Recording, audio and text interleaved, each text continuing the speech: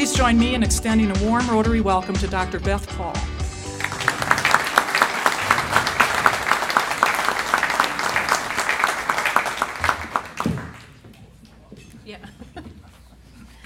Good afternoon.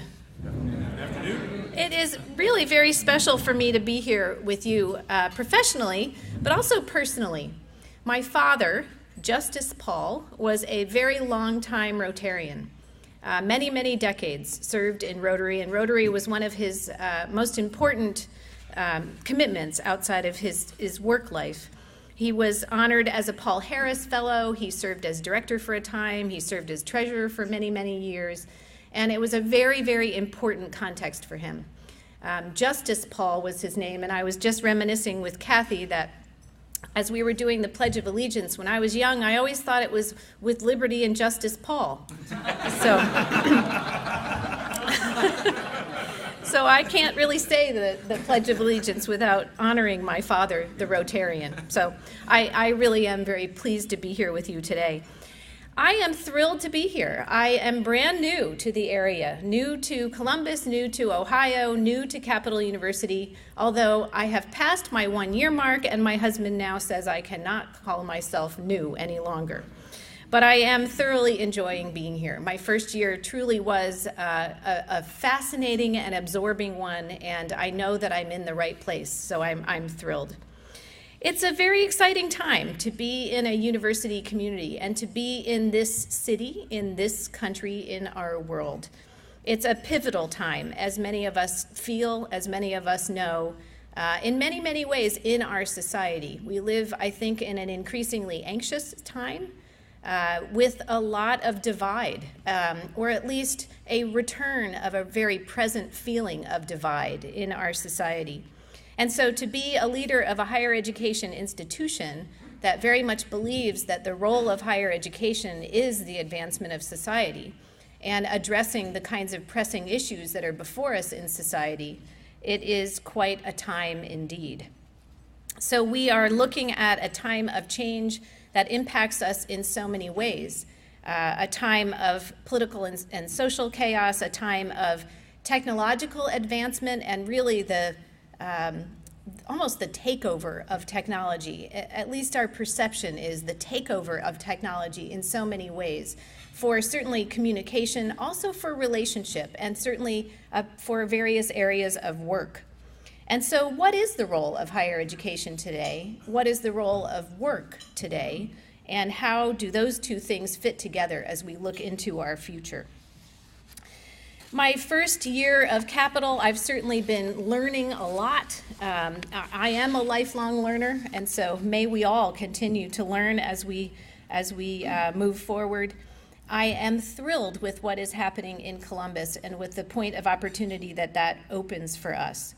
I think about the dynamic growth that is Columbus right now, and the opportunity that provides to all of us individually in our various areas of work and contribution, but also collectively. When we are in a time of growth, it gives us an opportunity to purposefully develop and shape a community. And that's not an experience that many communities have very often. And so I see Columbus as at a very ripe point in the arc of excellence that is Columbus, a very ripe point for thinking about the kind of community that we want Columbus to be. How shall we come together as a community and shape Columbus as a place to live, as a place to be, as a place to raise families, as a place to set a model for moving our society forward? I think that is a very important conversation for all of us to have. All too often, when we are in a time of growth, growth is good for growth's sake. But when growth is just good for growth's sake, sometimes we end up in a place that we didn't plan on being. Sometimes the negative impacts outweigh some of the positive. So how will we take this point in time as an opportunity to grow toward something that is better than where we are today, both in terms of economic progress, but also in terms of quality of life? So as I reflect on this year, there are so many things that I can tell you. In my period of discovery, when you come to a community new, fresh perspective, I can see so much beauty in our community, both in the Columbus community as well as in the Capital community. But I thought I'd focus on 4 aspects as I am here with you today. So let me start by talking a little bit about Columbus. We are thrilled to call Columbus our home. Capital University has 2 campuses. Capital University is located in Bexley, just outside of the border of Columbus, and then also on Broad Street at our law campus. So if you think about that area, and this is my famous move here, this is our campus. So it is not just one place. We in fact have a whole area that is bookended by Bexley and then downtown Columbus. And if you think about that area, it is a fascinating area. In many ways, it is a microcosm of the society in which we live. When you look at any number of demographic characteristics that describe that area, what you see is some of the greatest contrasts of haves and have-nots. What you see is some of the greatest contrasts that exist in our city. And so part of my observation in coming to Capital University is that when we start thinking about our university as that whole area, all sorts of new opportunities open up to us, and frankly, new responsibilities to be part of that community, to be part of this growing entity, and how will we use that growth to make the entire community better, so to lift all. We have the highest percentage of graduates of any of the higher education institutions in this area that stay in Columbus and are employed after graduation. I think one of the great strengths of Columbus, by the way, is the full array of higher education institutions that exists in Columbus. It is really remarkable to have an urban area that has the full array of types of academic institutions. The reason I think that's such an important asset for Columbus is no matter who you are, there is a route to take to better yourself through higher education. And as a result, we don't compete with one another. We play different roles in this community. We are different pathways to success in this community. So how will we come together as a community to improve community? So in this fabulous city, we have alumni doing all sorts of things. We have CEOs leading growing businesses. We have nurses and various experts in well-being taking care of various aspects of our community. We have musicians and artists who are bringing brightness and joy to our lives. We have a full host of analysts, of scientists, of journalists, and more. Bob Weiler is here today. What a fabulous example of a CAP grad. There are so many others in our community that we can point to that are making such a difference in our Columbus community. Yet, as I've observed, we have pockets of poverty that are juxtaposed next to the peaks of our successes and the peaks of our prosperity. And so what are we to do about those? Well, one of the number 2 aspects that I want to share with you is one of the initiatives that will help us to grow in the direction of lifting all in our community. I've had a long-time relationship with the Bonner Foundation, which is a private foundation that has been committed for decades to engage with higher education as a vehicle for lifting communities, for helping to create lasting change in our communities. What's different about this organization is that it is not just serving a temporary need. It is collaborating with people in our community to define long-term and sustainable solutions to some of the pressing issues that we deal with. And so I'm bringing the Bonner program to Capital University, and we will support through scholarships that are funded in collaboration with community entities. We will support approximately 60 students with scholarships. We hope to partner with I Know I Can as well as the United Way's E3 initiative to have pathways into that program from people in the Columbus area schools.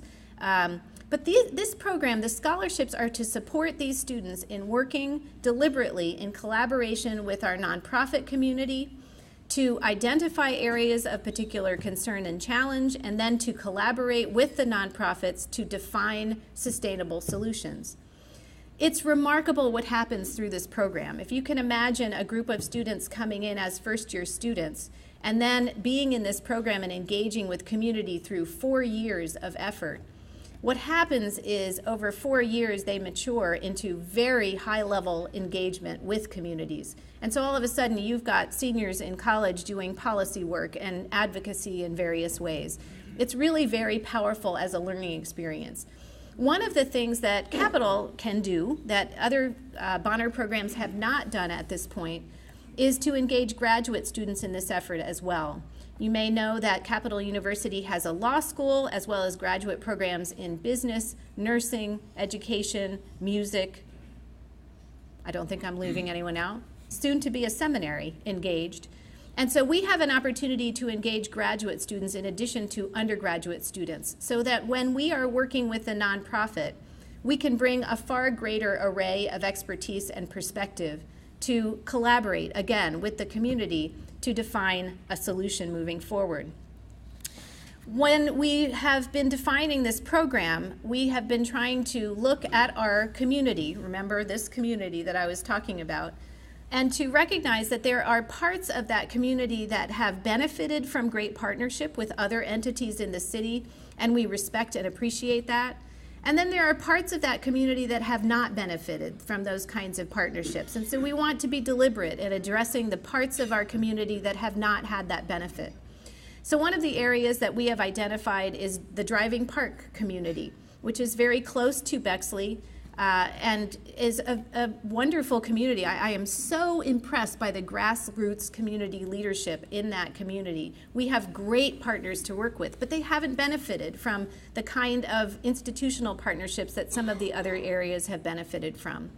So we are looking to strengthen our relationship with the driving park community, identifying some of the key challenges in that community, and then putting interdisciplinary teams together to address some of those challenges. Another delight that I discovered as I was thinking about the building of this community engagement initiative is that Mayor Ginther was a Bonner Scholar. He was a Bonner Scholar at Earlham College as an undergraduate student. And it doesn't surprise me, knowing his commitment to neighborhoods, knowing his commitment to community, I can feel the Bonner knowledge and the Bonner commitment in his commitment in those ways. So truly affecting change in our community, our world, bringing together diverse voices, diverse viewpoints, diverse skill sets. This is really where Capital shines and has shown for many, many years. Many of you are examples of that. Many of you know examples of that. You've introduced yourselves to me today as people that have family members or friends who have been part of this Capital community. And again, all across Columbus, we have wonderful examples of people doing just that. So this community engagement is a wonderful example of the ways in which Capital has been a learning community that crosses bridges. One of the things that we believe very much, especially looking into our future, is that what our world needs are people who can cross bridges. What our world needs is people who can think in different ways and pull together different ways of knowing, different perspectives, different skill sets, and can fuse those in ways that will discover new ways forward. We know that that is true in working in our communities. We know that that is true in working in any number of business sectors. We need people who can bring together disparate kinds of knowledge and discover new ways forward. So Capital is a size and a mission that affords that kind of perspective. We are a relatively small but a big footprint university. It's unusual to have a university that emphasizes an intimate learning environment, but that commits to the full array of programs that we have. And so what that allows us to do is truly engage with each student as a unique combination of interests and skills, but also to encourage those students to work across disciplines. You remember when you were younger, first question that someone asks you, usually when they meet you, is what do you want to be when you grow up? And then when you get near college, the first question they ask you is, what's your major going to be?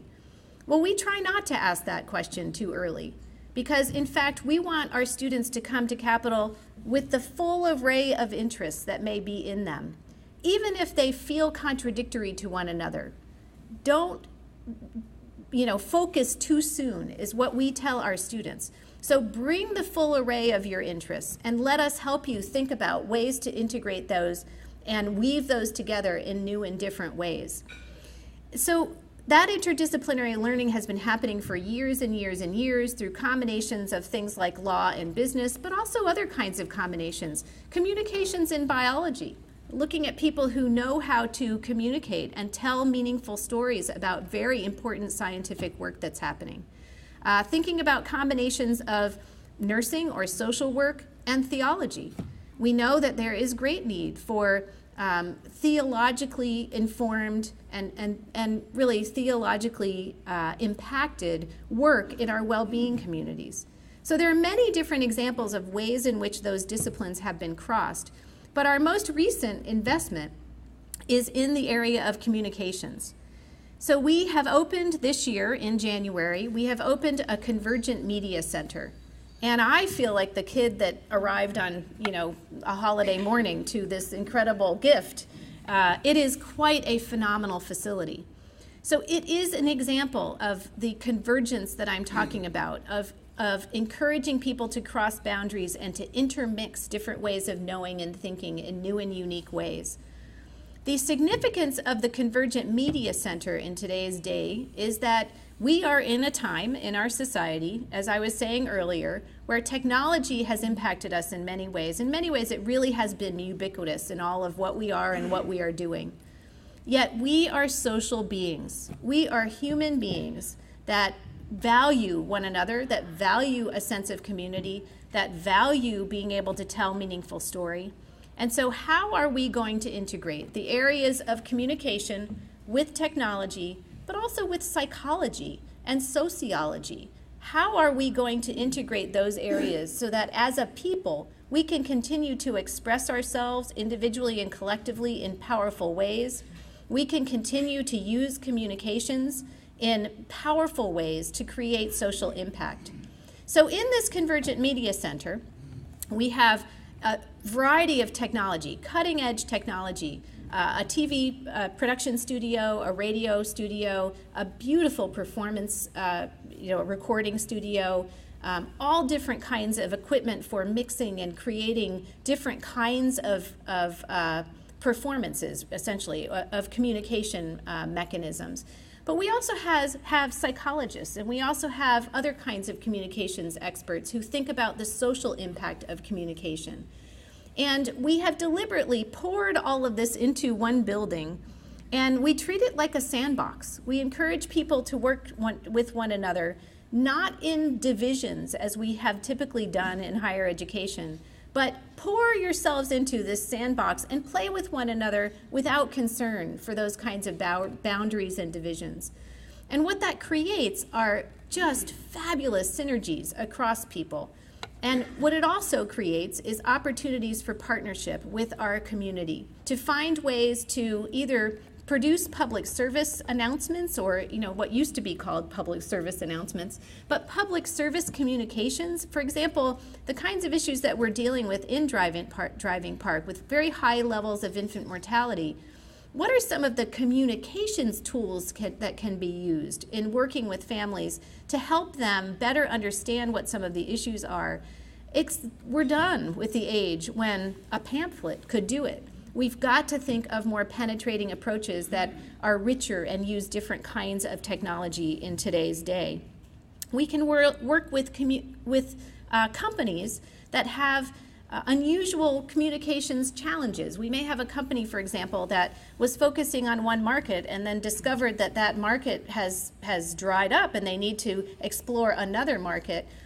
Maybe they are younger people, for example, and they need to consider different ways of getting that message out to them.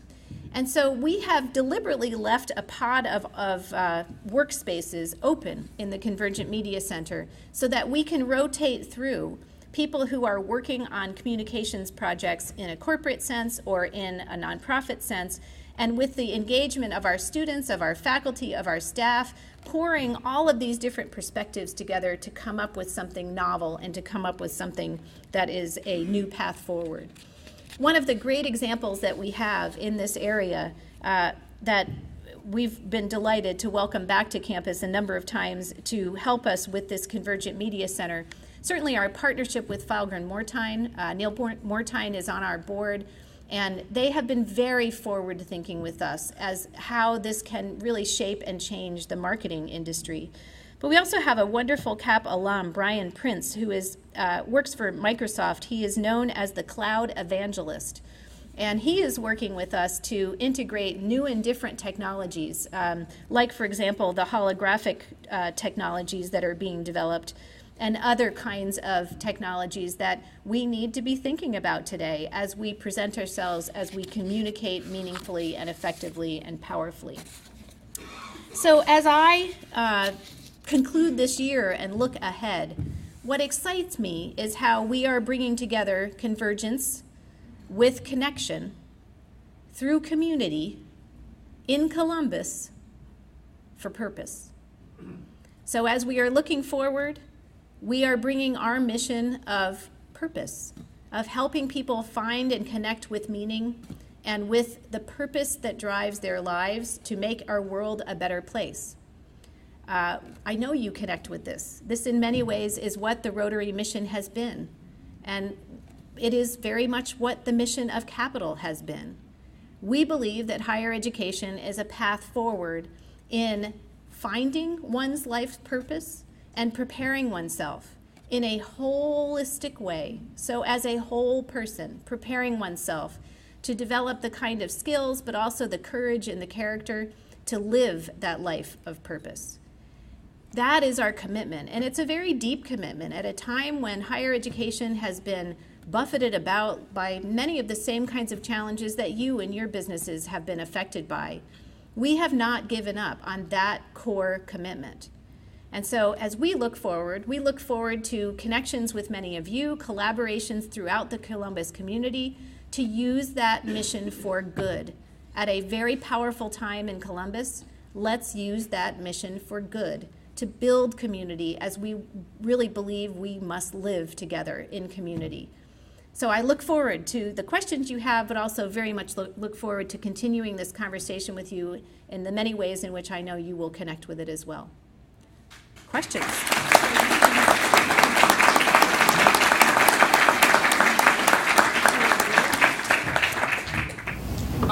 As to your thoughts of how to move communications from being like what we do after we've done everything else and more into a strategic perspective as opposed to a tactical perspective. People come and they say, oh, do you have a Facebook page? As opposed to, if you had a Facebook page, what would your message be? Right. Well, I think that's why integrating it with this notion of storytelling is so important.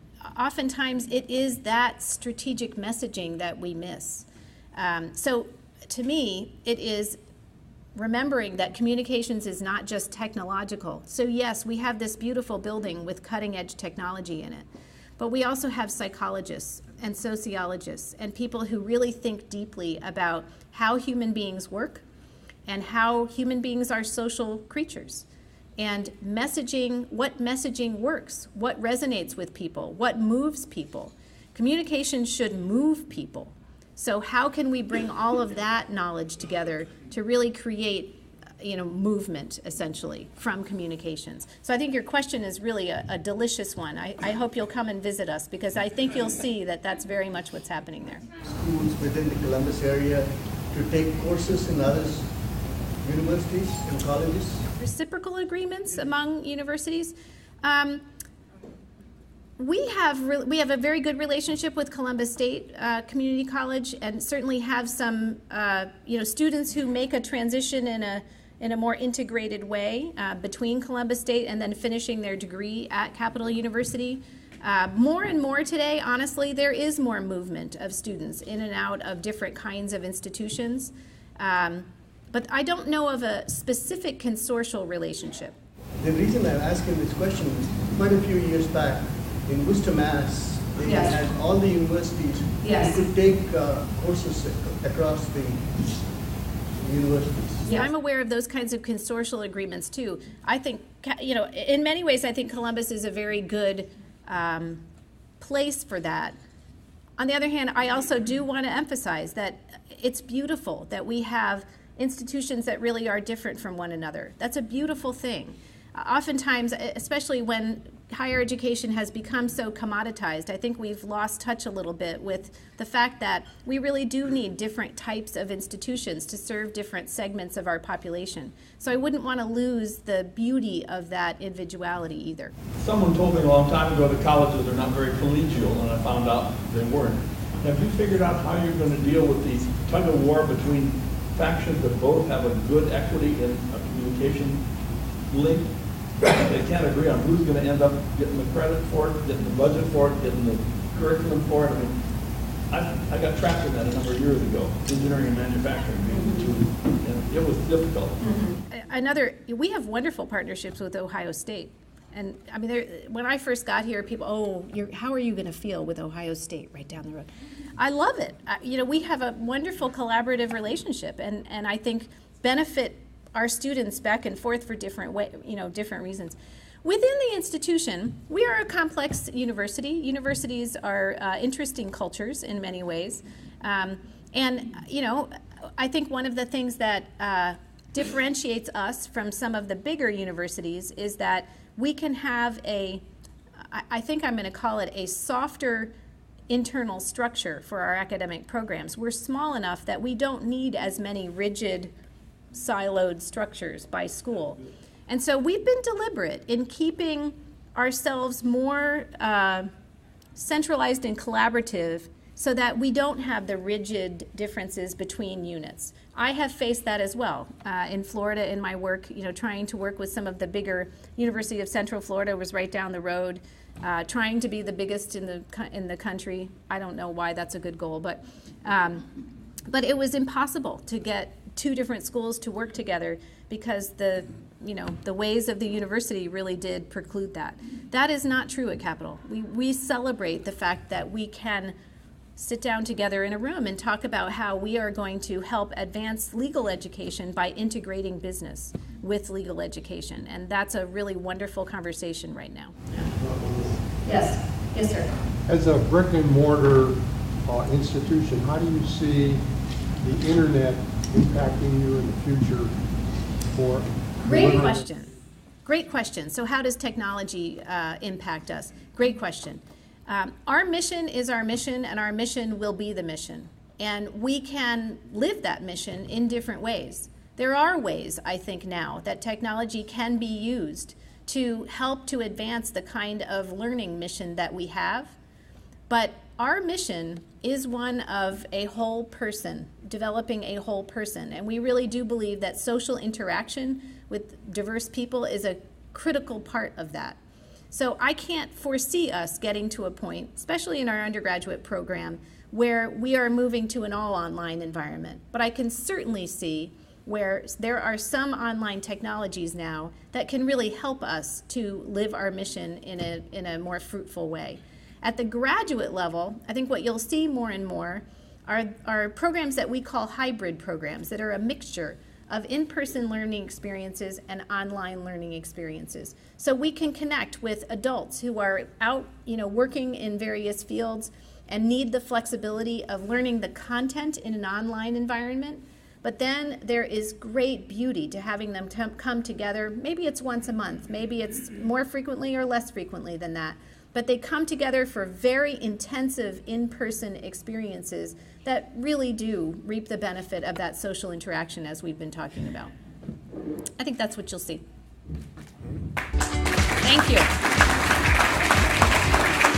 Thank you very much. Wonderful. We are now adjourned.